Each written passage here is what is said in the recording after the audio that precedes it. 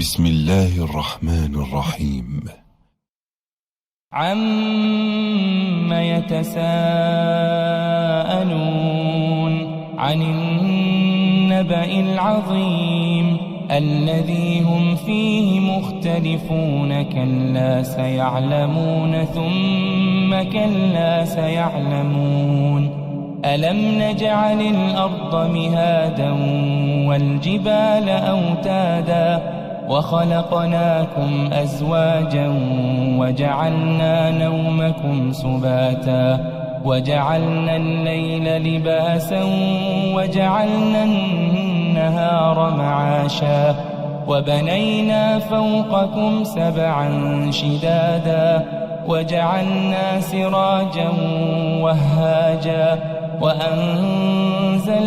من المعصرات ماء ثجاجا لنخرج به حبا ونباتا وجنات ألفافا إن يوم الفصل كان ميقاتا يوم ينفخ في الصور فتأتون أفواجا وفتحت السماء فكانت أبوابا وسيرت الجبال فكانت سرابا إن جهنم كانت مرصادا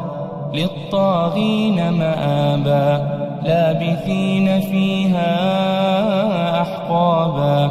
لا يذوقون فيها بردا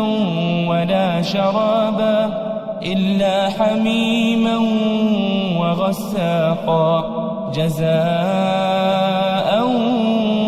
وفاقا إنهم كانوا لا يرجون حسابا وكذبوا بآياتنا كذابا وكل شيء أحصيناه كتابا فذوقوا فلن نزيدكم إلا عذابا إن للمتقين مفازا حدائق وأعنابا وكواعب أترابا وكأسا دهاقا لا يسمعون فيها لغوا ولا كذابا جزاء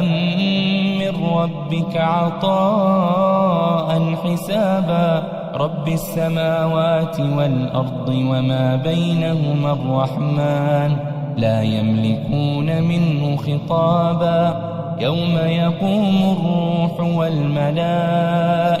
صفا لا يتكلمون إلا من أذن له الرحمن وقال صوابا ذلك اليوم الحق فمن شاء اتخذ إلى ربه مآبا إنا أنذرناكم عذابا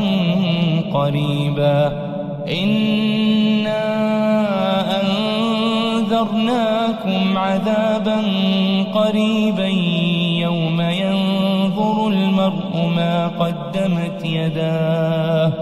يوم ينظر المرء ما قدمت يداه ويقول الكافر يا ليتني كنت ترابا.